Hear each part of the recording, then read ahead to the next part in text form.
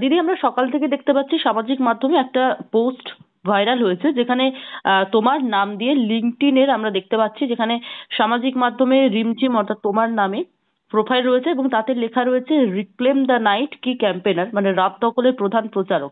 এবং তা হুম নিয়ে হুম বিতর্ক তৈরি হয়েছে, সামাজিক মাধ্যমে প্রশ্ন তুলতে অনেকেই শুরু করেছে যে তাহলে কি তুমি রাত দখলের আন্দোলনকে বিপণন হিসেবে ব্যবহার করছো? প্রথমত যেটা বলার সেটা হচ্ছে যে কি ক্যাম্পেনার অনলি, যেহেতু লেখা নেই সেইটার বলার একটা বিষয় হচ্ছে যে আমি কি ক্যাম্পেনারদের মধ্যে একজন, মানে প্রধান প্রচারকদের মধ্যে একজন।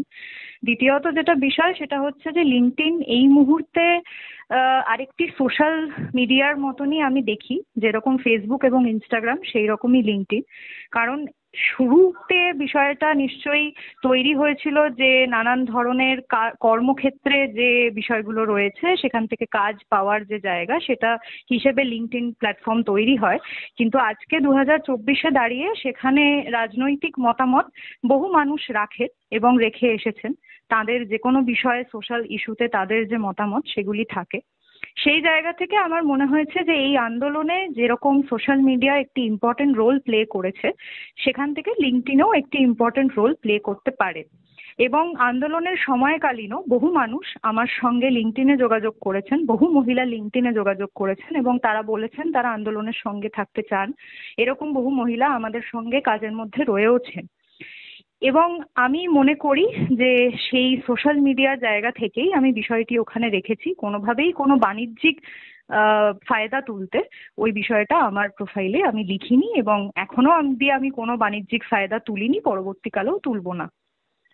অর্থাৎ যারা বলতে চাইছে তোমাকে এভাবে যে বিপণন হিসেবে ব্যবহার করছো বা আন্দোলনের জায়গায় কেন এই আহ, ব্যাপারটা লেখা হয়েছে, বা সেই জায়গায় তারা হ্যাঁ, কি বলে তারা তাদের তারা উদ্দেশ্যে? তারা লিঙ্কডইনকে একচোখা ভাবে দেখছেন। তারা মনে করছেন যে সেখানে শুধুমাত্র কর্মক্ষেত্র রিলেটেড কথাবার্তা হয়, সেখানে শুধুমাত্র বাণিজ্য রিলেটেড কথাবার্তা হয়। কিন্তু আজকের দিনে দাঁড়িয়ে সেখানে বহু রাজনৈতিক বিষয়, সামাজিক বিষয় নিয়ে বহু মানুষ মতামত রাখেন এবং সেগুলি অত্যন্ত গুরুত্বপূর্ণ মতামত। বহু আন্দোলনের সময় তারা সেই মতামত রেখেছেন। 14ই আগস্টের যে আন্দোলন হচ্ছে, তখন থেকে যে আন্দোলন চলছে, সেই বিষয়েও বহু মানুষ ওখানে মতামত রেখেছেন।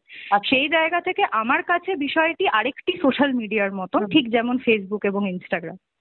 তার মানে তুমি কোনো রকম কোনো এডিট করার বা বিষয়টি তুলে দেওয়ার চেষ্টা করছো না, বা সেভাবে কোনো মতামত দিচ্ছ না?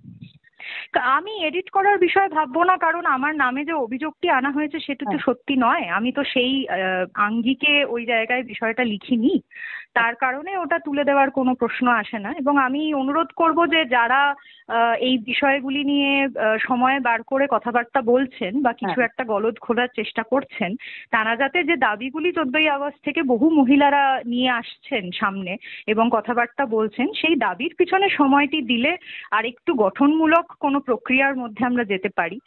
এই ধরনের কুৎসা রটানোর ক্ষেত্রে সময় ব্যয় না করাই ভালো। ধন্যবাদ দিদি। হুম। বাংলা হান্টের আরো খবর দেখতে নজর রাখুন। বাংলা খবর মানেই বাংলা হান্ট।